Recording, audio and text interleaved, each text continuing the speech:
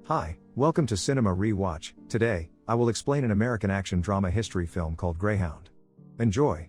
The movie is set in 1942 and starts with Navy Commander Ernie waking up.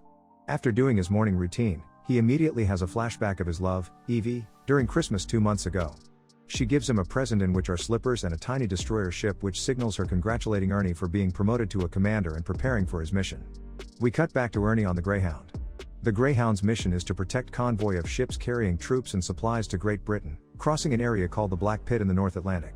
They need to protect them from German submarines called U-boats, because the convoy is most vulnerable to U-boats when beyond the range of air cover. The air cover they have now departs and wishes Greyhound and other Allied destroyers good luck.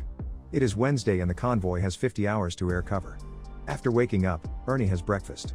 There we meet his second hand Charlie, and his on-board cook Cleveland. After breakfast, Ernie goes to check upon British destroyers Harry and Eagle. From the other side, they receive a message from Convoy flagship, of an intercepted German transmission signaling a U-boat. After getting a possible location of a U-boat, Ernie goes on the bridge and sets course for it. He speaks to the crewmates telling them to get ready for engagement. He also calls a Canadian corvette ship called Dickie, and tells them to be ready for any assistance if needed. As they prepare to approach the site, Charlie is waiting for something to pop up on the radar. The target is revealed, and Charlie tells Ernie. The U-boat dives and can't be seen on the radar anymore. Charlie calculates the interception coordinates if the U-boat maintained its course before diving. They are now in minimum sonar range and sonar controller Epstein hears it, and concludes the U-boat is trying to slip under the ship. Ernie orders firing of depth charges. The charges explode. They look for any signs of oil or debris and see none. Ernie decides to call in the coming U-boat for the convoy, but one of the crewmates yells there is oil. Ernie checks it out and confirms the kill. He informs it to all the men aboard and informs the convoy about it. After celebrating, he congratulates Epstein for his good work. Ernie gets informed that they intercepted German communications 2 hours ago and will soon meet with another U-boat in the coming hours. He gets a fuel report of the convoy, and orders a message saying to conserve fuel to be sent. He also approves extra stored depth charges to be brought up from the crew cabin down for later encounters. It seems that the Greyhound can get some rest. But from nowhere a distress rocket is fired. A Greek merchant ship Despotico is hit and is sinking. U.S. rescue ship Cadena comes to aid surviving crewmates. The Germans plan this ambush out and fire a torpedo aimed for the Greyhound. The torpedo almost hits them. They try to locate the U-boat using the trajectory of the torpedo. Meanwhile, the Despotico sinks. On the bridge, Ernie is called by Harry, Eagle, Dickie, and all other ships all together informing him they've located 6 more U-boats. Ernie and Charlie conclude it's a wolf pack that'll attack all at once at night when they can't see properly. We cut to all of the U-boats revealing themselves, and one of them is the Grey Wolf. Sent specifically to destroy the Greyhound. The Grey Wolf approaches the Greyhound. The wolf is getting closer and closer. A problem appears. The radar isn't functioning properly and they can't determine the distance of the wolf. Ernie orders for the radar to be fixed.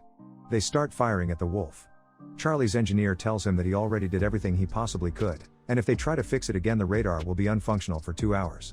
Ernie won't risk it and they will just have to live with it. Night comes, and they are now 36 hours away from Britain's air cover.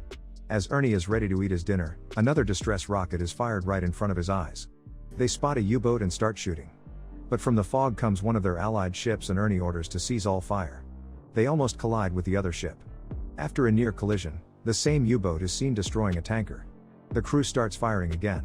Ernie once again orders to stop all fire, because they might be shooting at possible survivors. The hit ship doesn't see the Greyhound and they unknowingly fire at them. The Greyhound gets hit by friendly fire. One of the men loses his jaw. The U-boat dives and drops a decoy that the Americans have never seen. Hearing the sonar, Epstein thinks he found the U-boat and calls it to Ernie. Ernie orders firing of depth charges. Epstein reports that the target is stationary and he concludes that it's a possible decoy, which in fact it is. The tanker explodes and they locate survivors. Ernie gets a message that asks for his assistance from other ships. He has a choice to make. Go to the tanker and save the survivors, or immediately go help other ships. He decides to help the tanker survivors, and orders a message to other ships that they'll come assist as soon as possible. They were only able to save 4 men. Meanwhile, Epstein apologizes to Ernie because he didn't recognize the decoy. Epstein explains that it was new German tech called the pill thrower. It impersonates a propeller and makes them waste depth charges on it. Ernie hears the rescue is complete and orders to set course to help rest of the convoy. Another ship explodes. They come to it and Harry reports that they rescued a few men. On the bridge, from the speakers talks the commander of the Grey Wolf, lowering their morale and telling them that how they hear their comrades scream and die. And that they'll soon join their sinking friends. Then the Grey Wolf commander starts howling, so Ernie stops the speakers. The U-boats now attack simultaneously and true battle starts. We see ships exploding everywhere and distress signals being fired every second. It is now Thursday morning and 26 hours to air cover. We see the ocean full of smoking ships from the night's battle. Ernie is informed that he only has 6 depth charges left, which is not a lot considering that there are 6 U-boats still out there. Sometime later, all men aboard are having lunch. But an alarm is sounded. Right in front of them another U-boat arises. Dickie comes on the right flank. They both attack it. Torpedoes are sighted, and 2 of them almost hit the Greyhound. Epstein reports a target in minimal sonar range and a U-boat comes out behind them. The U-boat is just below their gun's shooting angle and they can't hit it.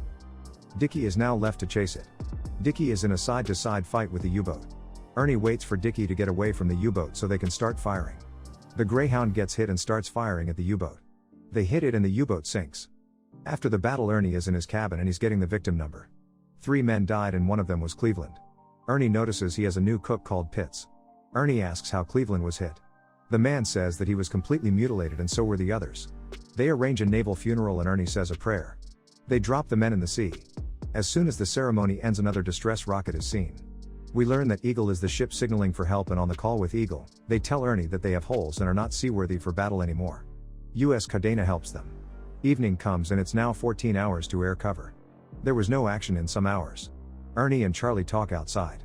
Ernie talks about how the convoy is low on fuel, how he lost Eagle, and that they are low on ammo and depth charges. He sends Charlie to secretly send a message to Britain saying they need help urgently. Charlie goes to send it.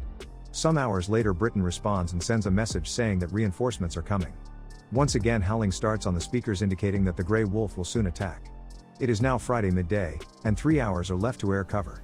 Ernie orders someone to get him his slippers. The slippers he gets are the ones his love gave him. His feet are bleeding because he was up in his boots for 2 full days. As he changes to slippers, there is another sighting reported. The Grey Wolf greets them with a good morning and says that the Greyhound and all the crewmates on board die today. The Grey Wolf shoots a torpedo and Ernie adjusts the ship, so they don't get hit. But from the other side another torpedo is coming.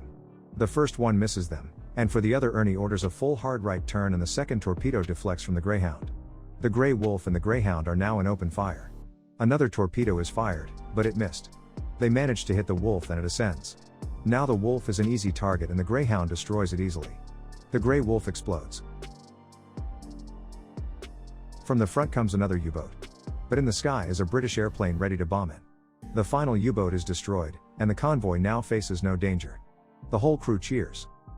We see reinforcements coming from distance. Ernie is called to talk to the Britain's leading destroyer called Diamond. He reports they lost 7 ships from the convoy and that the Greyhound destroyed 4 U-boats and 1 was destroyed by Dickie. The Diamond's commanders is in disbelief and congratulates Ernie. Ernie now appreciates and congratulates all his crewmates. The movie ends while troops from the protected convoy cheer and wave the Greyhound. Thank you for watching this movie recap. Make sure to subscribe and we hope to see you in the next cinema rewatch.